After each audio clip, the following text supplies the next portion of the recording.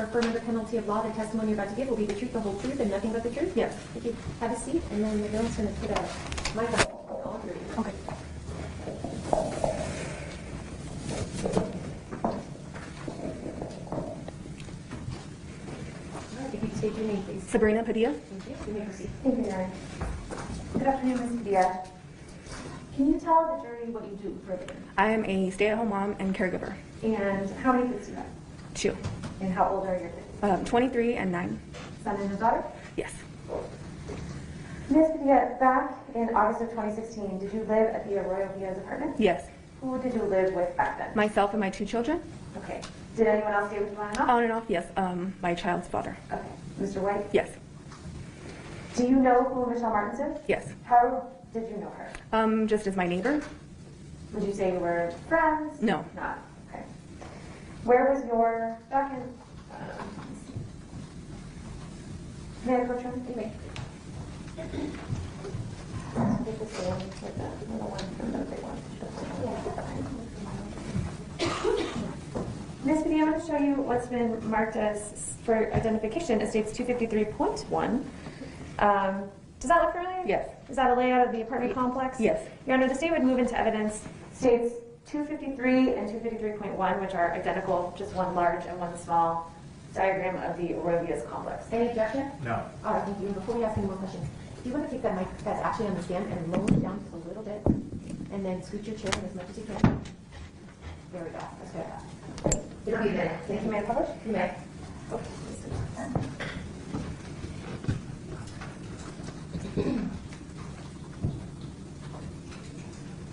There we go.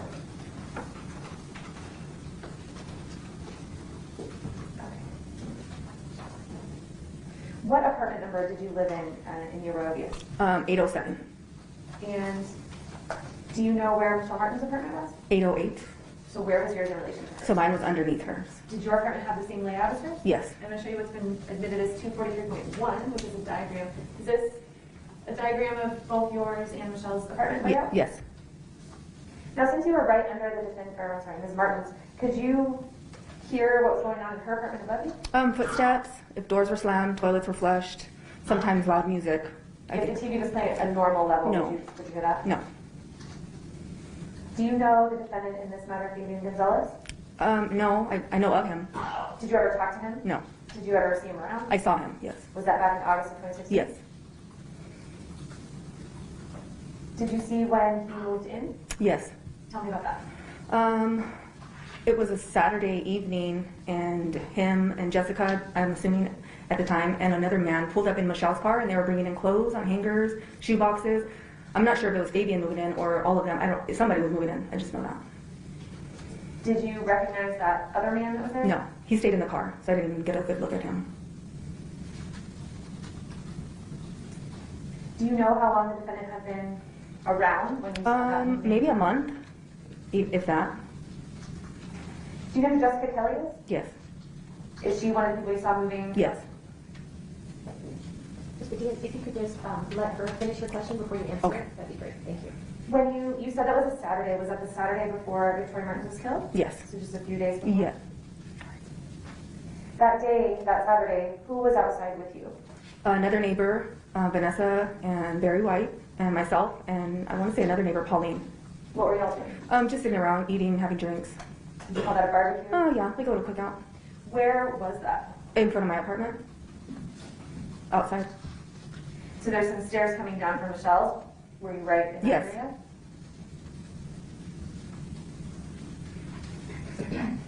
That male that you saw that stayed in the car, would you be able to describe him for the jury? No. And what vehicle, when you say stayed in the car, what vehicle are we talking about? Michelle's. Was Michelle there? No. Do you remember about what time of day this was? Maybe 7 in the evening? Do you remember, you said that Vanessa was with you? Yes. Do you remember a comment that she made or you made to her?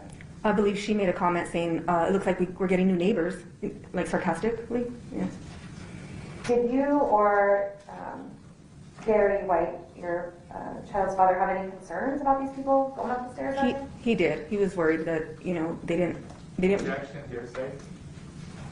So I'm not sure if it calls for hearsay, but I'm sorry, continue a little bit with your answer and then hear what you're saying. He was concerned because he didn't think that they should be there and that they weren't very Overruled. You can continue. that they weren't very upstanding citizens. I want to say because they were partying a lot and having loud music, loud noise. Tell me about that. So you said before you started seeing Fabian around, tell me about Michelle's like typical lifestyle. So she would go to work, come home. It was quiet. After 10 o'clock, there weren't footsteps. There was no music. It was quiet, like they were in bed. Normal, like a normal home. The mom, single mom. And after? They were up all hours of the night. The music was going. Just in and out on the balcony, talking, partying. Did Barry warn Michelle? Yes, she did. He told her that she should. Objection. Sustained. You want me to leave it? Whatever.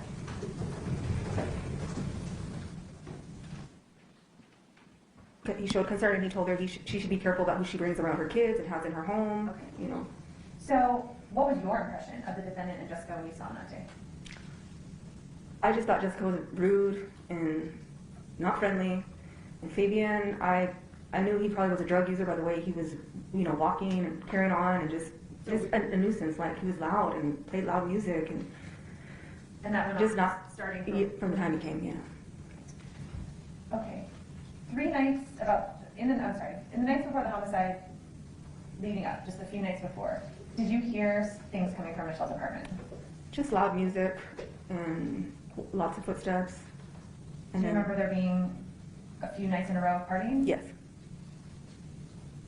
And do you recall what time you heard these things going on during the partying nights? Like what hours? I know it was in the middle of the night. Early morning? Early morning, yeah, I'm sorry.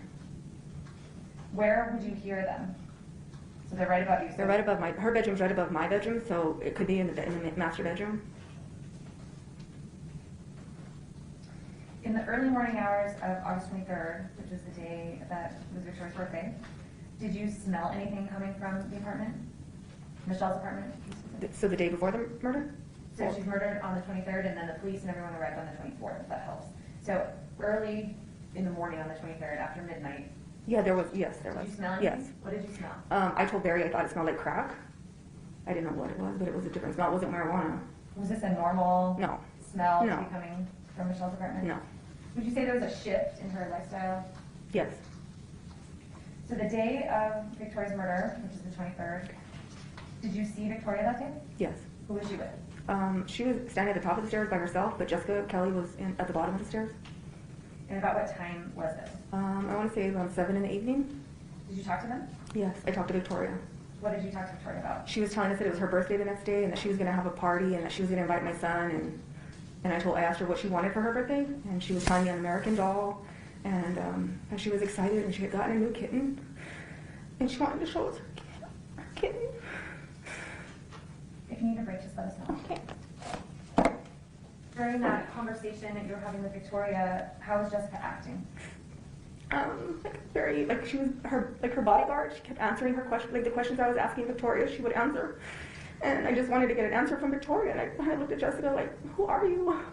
I'm just trying to talk to Victoria. But she kept answering the questions for Victoria. Was this really the first time you'd seen her since Yes. you moved in? Yeah. So you've never talked to No. Jessica Kelley before? Remember to let her finish. I know you want to get Victoria out, but let her finish your question, okay? Okay. Thank you. Did you have any conversation with Jessica? No. What happened after you talked to Victoria about her birthday and what she wanted? Where did they go? They went inside. Inside to where? Well, Victoria went inside to get her kitten, and then she never came back out. And Jessica followed inside. Do you remember what Jessica was wearing? A red spaghetti strap shirt and some sweatpants. How did you feel about this interaction? How would you describe it? It wasn't very nice. Like, I didn't feel comfortable. Was it friendly? No, not friendly at all. And I mean with Jessica. Right, no. While you were talking with Victoria and Jessica was there, did you notice if Michelle's car was there? Michelle's car wasn't there.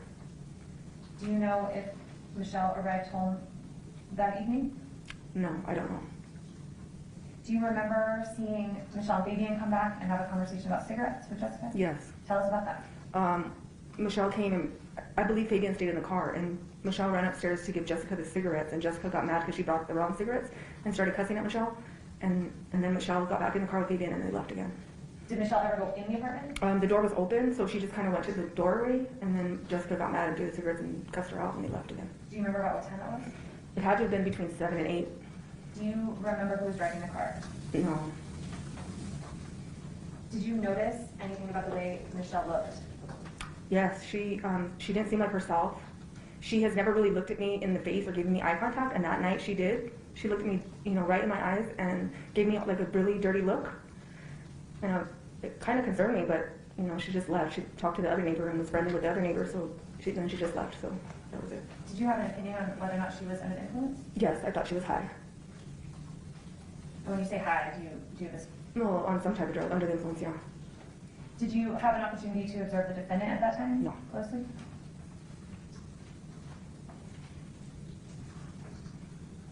Did you see Victoria during this interaction? No. Tell me the rest of that evening, did you see any of these people again? No. Where did you go? I left for a bit to my mom's house, and then I came back, I want to say around 9:30. What time do you think you left? Like 8. Around 8. And then when you came back at 9:30, before you left at 8, did you see anything unusual or strange? No. Aside from what we talked about? No. And when you arrived home around 9:30, I think you said, did you see anything out of the ordinary at that time? No. Tell me about the next morning, how you were woken up. I heard a loud bang and then screaming. What time? I want to say around 4 in the morning. Where was it coming from? Upstairs in the master bedroom. And you could hear that. Bang, yeah. The bang was up in, I thought it was coming from the bed, like something fell on the bed. And how do you know what time it was? Because I looked at my phone and I texted one of my other neighbors. What did you hear after the bang? Like a lot of screaming, a lot of yelling, saying no, no, stop. How many voices do you think you heard? 2. Tell me, as you're listening to what's going on above you, where do the noises, or do the noises or banging, does it move? Can you tell where it's going? Yes, it sounded like someone was being drugged from the bedroom to the kitchen. And there was a lot of banging in the kitchen area. What did you hear after that? After that was the smoke detector, I want to say. Did you hear anyone out on the balcony ever? Yes, I did, yes.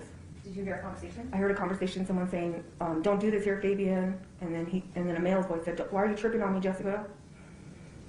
And that was on The balcony. this balcony or by the front door? No, on the patio balcony. Patio, so here? Yes. After you heard that conversation, was there a few minutes of quiet? Yes. About how Like, long? maybe 5 minutes, 10 minutes? Could you hear where the people were moving in the apartment? No, it was quiet. What did you hear next? I went to my daughter's bedroom window, and I was looking out the window, and I heard Michelle and Fabian by her car. Did you hear what they were saying? She was asking him where her phone was, and she was asking him not to leave her, don't leave me, and asking him where her phone was. Where was her car? It was parked right outside of the apartment. Hold on a moment.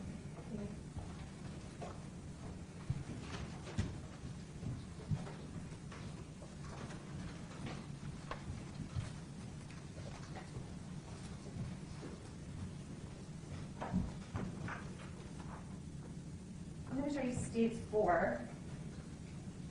Do you recognize Michelle's car? Yes. Which one is it? The gold one? This one? Yes. And is this where it was parked? Yes. Where were they standing? In the front of it, almost by the driver's side? On the sidewalk? Yes. So right about here? Yes. So in between, kind of on the sidewalk, in between this truck and her car? Yes. How long did they stand there for? Not long, just a couple of minutes. Did you hear them say anything else? No. How were you able to hear some of this? Tell me about your windows and doors. So my daughter's window is right here by the tree So you're pointing here? on the bottom So whose window is that? of Victoria's. So your daughter's window's right? Yes. Blocked a little bit by this tree? Yes. Okay, and tell me about that window. So that's the window I was looking out of. Did you keep windows or doors open? Yes. Windows. What did you hear next? The smoke detector.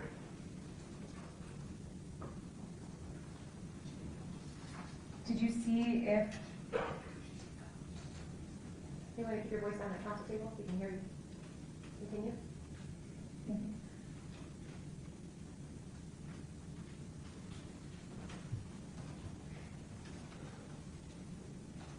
You have just a moment. Leave it.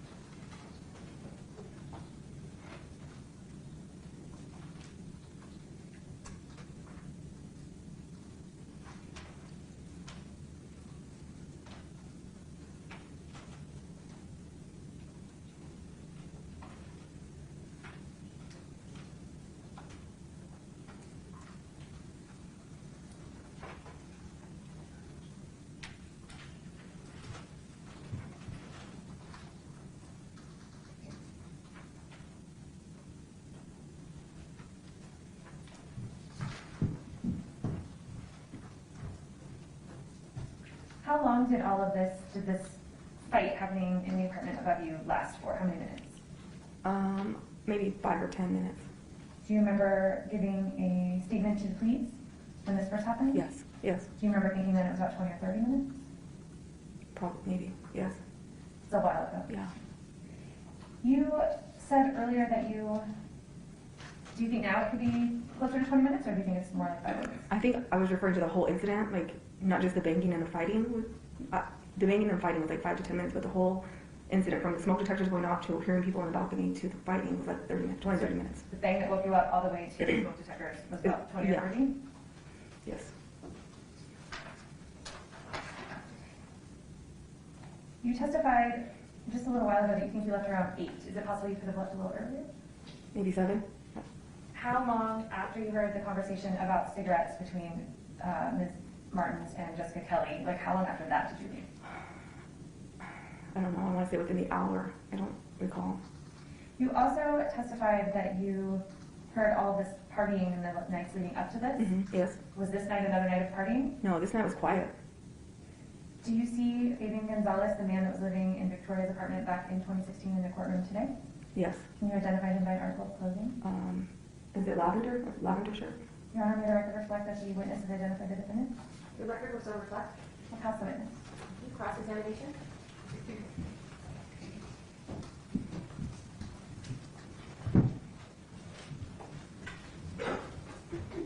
Now, Ms. Padilla, you said that there was a lot of partying and loud noise, but nobody ever called the police or made a complaint to the manager or anything like that, did they? No. And you mentioned that Michelle gave you a dirty look, but you two didn't get along very well, did you? Right. She complained to you about smoking weed, didn't she? Right. Now, on the night of the murder, you were outside by the stairwell. And I guess you can see, you were in this area, I'm closer to the wall. closer to, we can't see your finger. Oh, okay. Should I go to the left or the Go right? to the right. To the right. So Yes, you're over here? yes. Okay, good. And also outside was the father of your child, Barry White, The night Jessica was on the stairs or the night of the barbecue? the night of the barbecue. Yes. And your stepsister, Veronica. The neighbor, Vanessa? No. Pauline was outside. Yes, Pauline is a neighbor. And were Veronica's 3 kids there? Vanessa? Vanessa, I guess it is? I believe so. They were in and out of the... All right. So there's a lot of children, middle school children, playing outside on a late August night, right? Yes. For some of the older kids, the middle school kids, that was the first day of school for them, wasn't it? I don't know. And do you remember the younger kids had already been in school for about a week or so? Maybe. Okay. That neighborhood is kind of enclosed. You can't like drive through it too easily. You have to go around like that, right? Right. And it was a safe place for children to play. Yes. You saw Victoria, Yes. and you mentioned she spoke about her new kitten. Yes. Did she say how she got her kitten? No, she just told me the name of the kid. But she invited you, and I guess was it your son that she invited Yes. to her birthday party? Yes. And was she inviting other people, letting them know she's going to have a party tomorrow? Yes. Now, did Jessica Kelley, you were saying she interrupted, did she suggest that maybe Victoria would like some makeup as a present? Yes. But you feel that she was also not friendly or rude, Right. and she was a little pushy. I mean, you were really talking to Victoria, and all of a sudden this person would answer for Victoria, right? Yes. But you didn't think Victoria was in danger at that time, did you? No. You had no idea that would be the last time you saw Victoria. No. Now, you said a while ago, I think, that you left around 8 o'clock for your mom's house, but it might have been earlier or later. You weren't sure exactly the time, right? I don't recall. Yes. Now, was that to your mom's house or for diapers or both? I went to take my mom diapers for my daughter. She was babysitting my daughter. So it was about diapers, but you were bringing them Yeah. to your mom. Yes. All right. Michelle's car was not there when you left. No. Did you see a strange car driving around the apartment complex with two men inside? No. You would have remembered something like that, especially after what happened, right? Yes. And you didn't see a strange man walking up these stairs or walking back down them, did you? No. When you got back home, Michelle's car was there already. I don't recall. You don't recall? Now, you live directly below Michelle's apartment, is that right? Yes. And so your apartment, is it also a three-bedroom? Yes. So it's pretty much the same floor plan as Michelle's floor plan. Yes. And were you in the master bedroom at 4 a.m. when you heard these noises? Yes. And they were directly overhead in the master bedroom of the upstairs apartment, weren't they? Yes. You heard a lot of banging in the master bedroom, or that's where it started. Yes. Did you hear screaming, no, no, no? Yes. Now, you did not hear a little girl screaming, did you? It was a high-pitched voice. But it was probably an adult female, you think? Yes. All right. Now, did it sound as if someone were being dragged, or the noises kind of moved towards the kitchen of the upstairs? Yes. And you heard noises out on the balcony, didn't you? Yes. Did you hear a man say, "Why are you tripping on me, Jessica?" Yes. And then the noise went from the balcony back inside the upstairs apartment. It was quiet. It wasn't. Okay, then it got quiet Yes. for a while. Then you heard more banging, Yes. lots of screaming, Yes. broken glass. I don't recall. You don't recall hearing glass? No. Do you remember talking to the police officer about that? No. All right. Now, at some point, you see Michelle and Fabian outside at the, I guess, by her car or just past the foot of the stairs. Yes. And you hear her say, "Well, where's my cell phone?" Yes. Did you hear her pounding on, or them, or Fabian pounding on doors, trying to get somebody to help? No. Did you know that 911 was called right then? No. How quickly before the police arrived? Maybe 10 minutes after that. And did the smoke alarm go off before or after the police arrived? Before. That's all I have. Thank you. Thank you. Rita?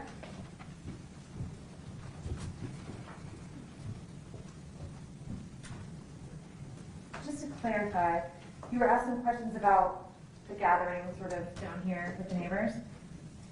Was that on a Saturday? The little barbecue? Yes. Yes. So it was not on the day that you saw Victoria with Jessica Kelley? No.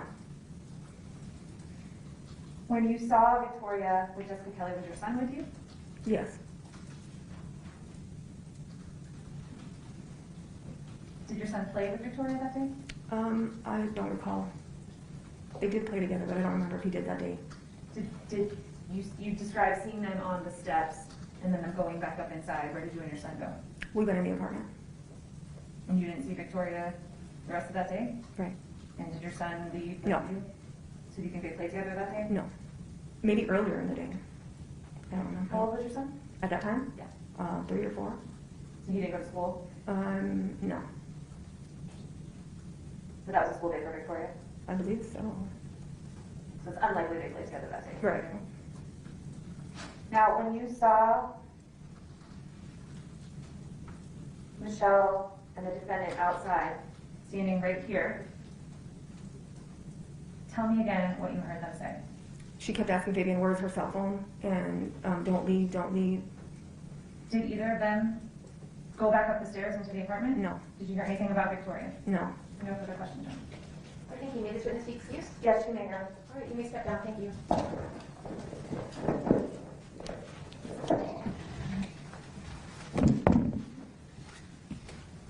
Next witness.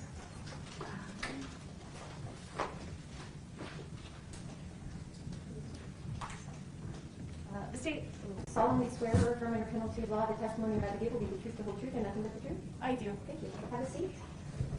You're also going to be at the microphone hooked up.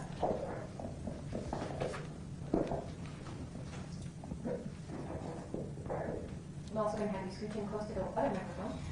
The angle up just a little bit below your chin. Perfect. State your name, please. Elizabeth Hesley. Go ahead. Thank you, Your Honor. Good afternoon. Ms. Hesley, can you tell the jury where you work now? Yes, I work in an ER. What do you do? I'm a paramedic in the ER. And back in August of 2016, where were you working then? I was working with Albuquerque Ambulance. And what was your job with them? I was a paramedic in the 911 system. What does that mean? We provide advanced life support. In an ambulance? In an ambulance, yes. So back then you would go to scenes where there were people needing medical attention when there was 911 calls? Exactly. Now, on August 24th of 2016 in the morning, were you working that day? I was. And were you dispatched to a call? I was. What kind of call was it initially? It was dispatched out as an assault, a non-emergent sort of, Like a fight? yeah, like an assault. And what level, are there different levels of responses that you guys use to determine when you're going to put the lights and sirens on and when you're just going to drive? Yeah, and they give us those codes based on the dispatch information.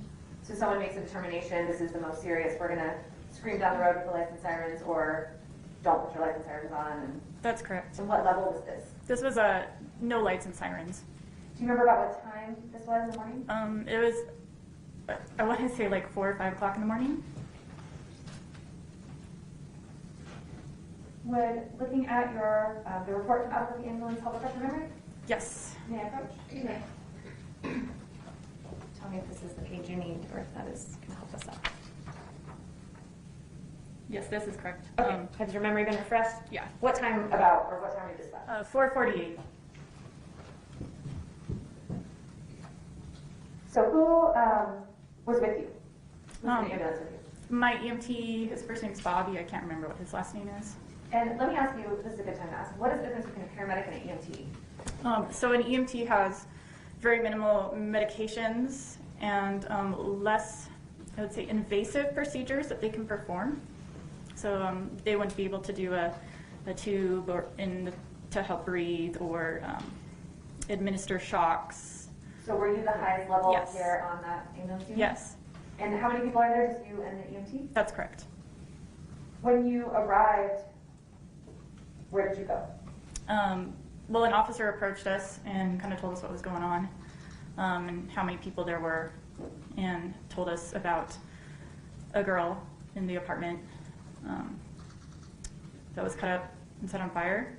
And was this, and I skipped a question, but was this the Arroyo Villa complex? I believe that's what the name of the complex is. Irving and... Irving and Golf Course. So you were told that there was a child with some substantial injuries? That's correct. And what did you do? Well, because there was multiple people that could be injured, I quickly asked them if the individuals were awake, talking, making sense, if they were bleeding. A basic triage, a rapid triage, and I felt that potentially the girl could still be alive. I'm not sure what cut up means necessarily. And so I went to assess her. So just to back up, so you have two kind of places where patients are, the little girl, and then there's this assault call happening, and those are is that who you were asking about?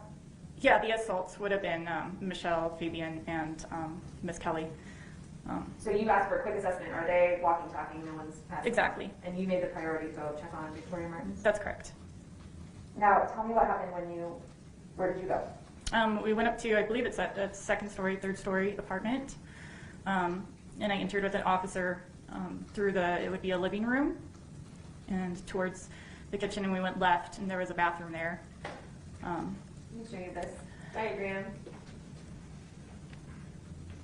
which is 243.1. So if this is the front door, you're talking about going this way into this bathroom? Does that look right to you?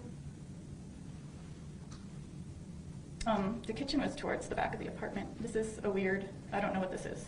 Okay. If that doesn't help you, then we won't use it. So you just keep describing. So you go in towards the bathroom. And we go into what looks like a side bathroom and next to, well, so I go left into the bathroom. It looks like there's maybe like the furnace room because there's venting, and then there's a bathroom to the left of me. Or I mean a bedroom, I'm sorry, a bedroom. And what happened when you went into the bathroom? She was in the bathtub, and Victoria was in the bathtub, and so I checked for a pulse, and she did not appear to be breathing. What's the standard procedure when you're checking someone's vitals in a situation like this, typically? So you start with basic check a pulse, look for breathing. If they don't do that, there's some other assessments you can do. You can look for if they're stiff or if there's blood pooling. Tell us about cardiac leads. When are those used? It's just an extra confirmation that there is no heartbeat or electrical activity going to the heart. Did you decide to use those here? I tried to find a spot to put them on that would minimize ruining any potential evidence that was on her just because of some of the stuff I saw. And I really couldn't find a real good place to put them. Where do you normally put them? So you could put them on arms and legs or on the trunk, like the stomach and her chest. Can you describe for us what other assessment you did or what else you saw in regards to her trunk area? So on her legs, her leggings were kind of melted to her legs. And then she had a big, it didn't look like a cut, it looked like it was just something that had been degraded in her left groin area. And then she was wearing, initially when I saw it, I thought it was a shirt with a knot, like you would tie it up on the right side. And I tried to kind of push that up a little to see if I had a little bit of space to put my leads, and it wasn't moving, and so I was like, I don't want to move it too much. And then I noticed there was a little flap on the shirt, what I thought was a shirt, and touching it, it felt more like a plastic bag, like a shopping bag. And I kind of peeked in there, and I noticed intestines that had been, that came out. Did you notice anything about those intestines? They were not like, they were blue and inflated, blue, purple, and inflated. That to me means that you've been dead for a while and that the bacteria is building up gases and inflating those. There was also no signs of blood anywhere. So these are pretty big wounds, and you would expect to see blood. Did you think that the condition of her body was cleaner or bloodier than you would have expected? Well, if she'd been dead for a while, then there's no blood anywhere. There should have been more blood. Do you remember her arms? This one is hard because my mind filled it in. From what you mean by that? So I wrote it in my report that she has arms, or not in the written portion, but in like a click down chart. And I mean, I was doing that report probably 20 to 30 minutes after I had been in there and assessed Michelle and Fabian. And I was pretty distraught, so I'm not sure I think I did tell the firefighter when I went outside, I've been told, that I told the firefighter that she had no arms. When I was, hey, do we need an EKG? This is what I have. So yeah, I've been told that there weren't. So you've since learned that her arms were not there in that bathtub? That's correct. So when you were trying to locate where to put the leads, what was your reaction to this scene overall? I think when I saw the intestines, I started to tear up, and so I backed out of the scene because I just didn't want to completely cry, and so. And when you went outside and you said you talked to the firefighter? That's correct. Did the two of you determine whether anyone needed to go back for further assessment, or what was that about? That was correct. Whether or not we needed to have leads placed or call for a pronouncement, or if we could say that indeed she is not revivable in her current state. And so did you go back into that scene after that? No, I had left the EKG monitor and the notebook. We carry a little notebook to write vitals and information on. I had left that in there, and I asked the officer if he could return and retrieve that for me so that I wasn't continuously going in and out. After this, did you assess anyone else on the scene? I did. I went and I assessed Michelle. And were you given some instructions about what you could talk to her about? Yes, the officers told me not to say anything about Victoria. Was that difficult? Let Let me ask you a different question. Was it difficult to sort of put on a poker face? I do that a lot, so yeah, I did. I had to get my composure so that I could go down and give them a fair medical assessment. In your assessment of her, tell us about her emotional state or her affect. She had a really flat affect. And what does that mean to you? She just was not really reactive. Yeah. Did she ask you any questions about what was going on? No, she never asked me anything. Did she ask you about Victoria? Not at all. In your experience, how many accident scenes or scenes have you been on where there's children and parents both injured?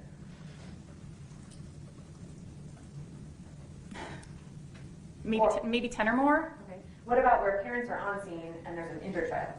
Yeah, several. And in your experience, how do parents typically react when their child is injured? Usually they want you to take care of them first, and they're extremely concerned and sometimes crying, and even if it was from accidental or neglectful causes. When a child is injured and transported and you have a parent that's also injured and also needs to be transported, have you ever seen a situation where a parent doesn't want to take care of themselves, they want to go with their kid?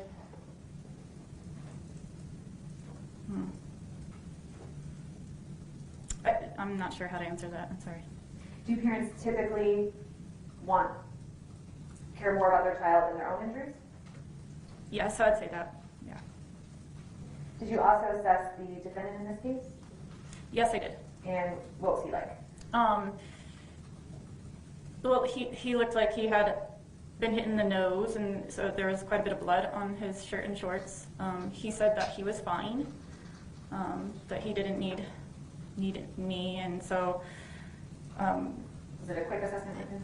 relatively. And I was like, all right, so I got to ask you a few questions because I have to know if he knows who he is, where he's at, what the day is, so that I know that he's thinking appropriately, and so no drugs or alcohol, that sort of thing, to make sure that he can comprehend that there is a potential for injuries I can't see. Yeah, hold on. Yes, ma'am. May I have another pen? You sure can. And that reminds me, if you need new notepads, new pens, don't hesitate to let us know.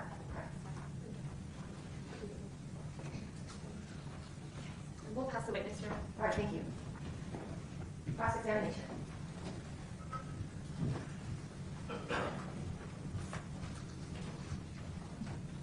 Now, you talked about some of the signs that suggested that the girl had been dead for some time. Is that correct? Mm-hmm. That's correct. And would you agree that the girl's body caught fire as well as the blanket? There was a little bit of black around the skin in her groin area. When you look there for... Yeah. Okay.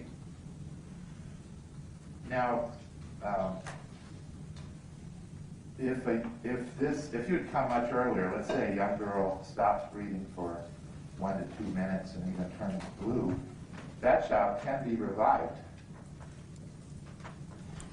There is a potential for this, yes. Right. I mean, there's certainly hope that even the general public may be able to resuscitate a child early on of an incident like that, correct? That's correct. Now, you thought that Michelle had flat affect. Did you notice significant bleeding to her head? She did have a laceration to her forehead along this point here, as well as a bump on the back of her head. Okay, and let me show you what's been marked Exhibit D. Are these the wounds, at least in the front of her head, that you noticed? Yes. And you mentioned that she has some wounds, a bleeding wound to the back of her head as well. Is that true? I felt a bump back there. I'm not sure that I saw bleeding. Okay. And people who do suffer head trauma sometimes are dazed or not responsive. Is that true? That's correct. And you were asked a number of questions about when both a child and their parent are injured. Do you know if Michelle knew what happened to her child? I have no idea. There wasn't any conversation about what you had seen. No. When you spoke to Fabian Gonzales, he was alert, wasn't he? He was. He was thinking appropriately. That's correct. He was aware when you explained that there could be injuries that you don't see and you gave him some medical advice. He responded and accepted what you were saying to him, didn't he? That's correct. That's all I have. Thank you. Any bigger? Yes, Your Honor. Yes.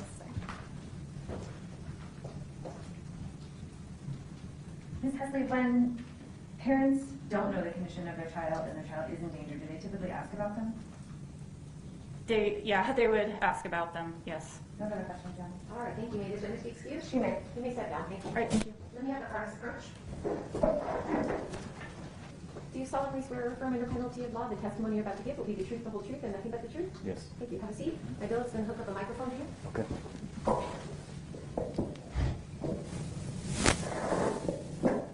And then if you also use the microphone in front of you, and that way you're sure to hear. State your name, please. All right. My name is Sergio Tovar. Thank you. Thank you. Good afternoon, Lieutenant. Afternoon. Can you please tell the jury where you work? I work for Albuquerque Fire Rescue. How long have you worked there? 21 years. What is your title there? Lieutenant paramedic. And your current role? I'm confused here. So as we're walking towards the apartment, she explained to me that there was a young child, female, in the bathtub, had no limbs, had some eviscerated organs in the abdomen, and had been burnt.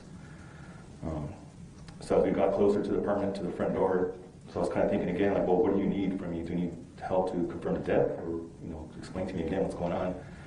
So she told me the same thing again. She has no leads, she's eviscerated, and has been burnt. So I stopped at the front door, kind of thought, okay. So I turned to my crew. I said, oh, we don't even go in there. This is obvious death. And at the same time, I kind of smell, burnt smell there. There was an officer at the front door that I remember, and kind of looked at him, and he kind of nodded his head to confirm, probably not good again to go in there. Can I show you these floors? Is the apartment we're talking about? Yes, the top floor. You guys stopped up here and decided not to go in? Correct. Did you assess anyone did you ever go inside the apartment? No. Yourself? Did you assess anyone on scene? Yes. Who was that? Jessica Kelley. How was she acting? Just abnormal, bizarre behavior. It appeared to be on maybe some type of drug. She was just not. She knew we were there and we were talking to herself, but she just kept kind of looking around, very lethargic.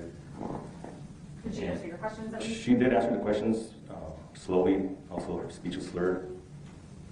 Did you assess, or let me ask, did you encounter either Michelle Martens or the defendant on scene this morning? Yes. So as we were walking down the apartment, there was another officer that said the offender, which was Jessica Kelley, that he told me was in the police car.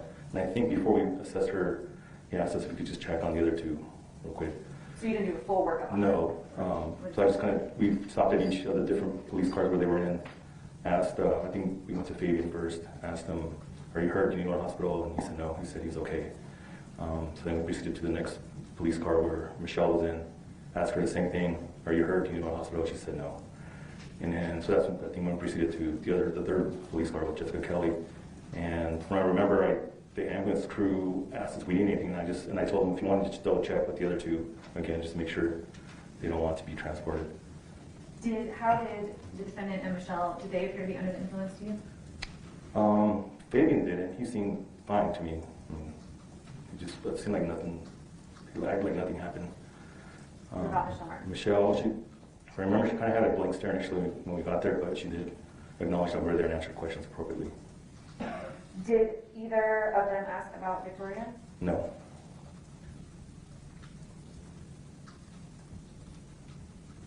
Did either of them want medical treatment? No. Were either of them acting nervous or scared? No. Or passive history? Cross-examination.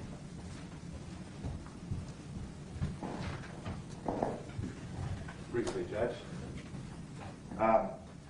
Lieutenant, you were called to an assault call. That's what you understood it to be, correct? Correct. And you smelled some smells upstairs, even though you didn't go inside. Did you smell what seemed to be burnt flesh? I can't remember for sure. I just remember that there was a burnt smell. It wasn't strong at the front door, but I could smell something. Okay. Now, the officer asked you to go check on the offender. Is that what he referred to Jessica Kelley as? Yes. And she had an injury on her right ankle, didn't she? Yes. Do you remember what she told you, how she injured herself? Yes, when I asked her what happened, she said she was leaning on the railing from the second floor and fell off. Did that make sense to you? No, because when we were up at the second floor, the railing was intact. So she kind of made it sound like it broke and she fell. And then I asked one of the officers there that was next to the police vehicle if he knew what had happened, because she just wasn't really making too much sense. And because of the sort of speech, I didn't really understand her too well. And he told me that she jumped off the second balcony, or second floor balcony. That made sense, that she had jumped from the rail rather than slipped, leaning and fell. Yes, from her injuries, I would think that made more sense. All right. Now, you described a little bit. What was her demeanor? Just, like I said, she appeared to be on drugs, just really lethargic and slurring her speech, kind of looking around a lot. Was this normal or abnormal behavior? Abnormal. Was it almost psychotic in nature? I mean, I kind of cared like it, just the way she was acting. There was just, because she denied drugs and alcohol when I asked her. Right. So I was like, well, if she's denying that, maybe she's just acting some type of psychotic behavior. So it could be some, obviously you're not a psychiatrist or anything, but it appeared to be some type of psychosis, didn't it? Possibly. I mean, it's almost like she was hallucinating too, just what she was looking up and around everywhere. Did she ever discuss anything about what had happened inside the apartment? No. Did she have any of the signs of being scared or crying or worried or anything like that? No. Now, you also checked on Fabian and Michelle as well. Yes. How were they acting? Fabian, like I said, he was acting normal to me. Michelle, just like I said, just staring, out the window. But did she seem maybe in shock when she had this sort of blank stare? Possibly, but I mean, she wasn't upset or crying or anything, of mother would be, I guess, if something like that happened. Well, did she know what had happened? I'm not sure. I didn't ask her. Okay. But would you agree she sort of had a flat affect, didn't she? Yes. She did answer appropriately the questions that you asked her, didn't she? Yes. And she was not lethargic like Jessica was. No. Very, very different what you're seeing in those two patients. Yes. And the same with Fabian. He was not lethargic like Jessica was he? No. He didn't appear to be under the influence of anything. It didn't appear to me, no. And I think you once said he was probably the most alert out of the three of them, wasn't he? Yes. That's all I have. Thank you.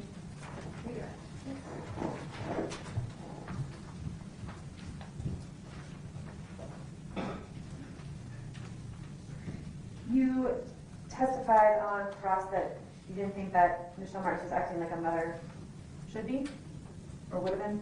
What do you mean by that? Well, I mean, if I was a mother and my child, had died and the way she did, I'd be upset and crying, or asking for her at least.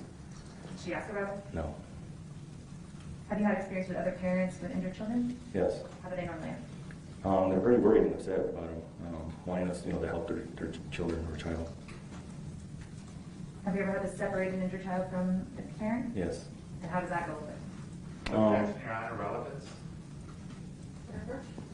On the line.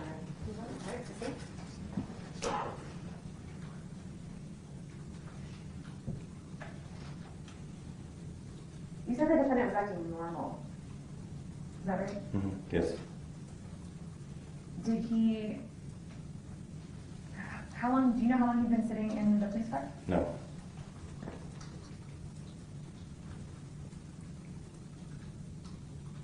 Did he ever tell you he was very scared or anything like that? No. No further questions, Your Honor. All right, next witness be released. You may. All right, you may step down, please. Thank you.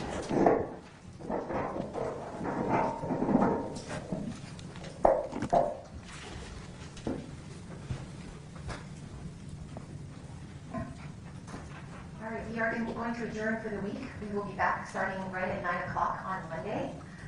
Just a couple of things I want to discuss with you before I release. Remember the instruction I gave you at the beginning about insulating yourself from any sort of media coverage of this case. You also need to insulate yourself from any discussions with each other or any family members or friends about this case, and I know that's challenging. I really do recognize that. There'll be a time for it, and that will be later after the verdict. Okay, we need to, as a reminder, learn everything about this case here in court and not be influenced by anything outside of here. We have heard some statements about the fact that there will be a site visit on this case. There will be a site visit. I want to remind the jurors that you're not to do that on your own. We'll be doing it all together later, and I will be giving you all the details about that as we get closer. But I didn't want you to feel that there was some sort of onus on you to go out there and check it out, because that is strictly prohibited. We'll do it together as a group later. We need each and every one of you to come back on Monday, so please be safe, and we'll see you at 9 o'clock. All right?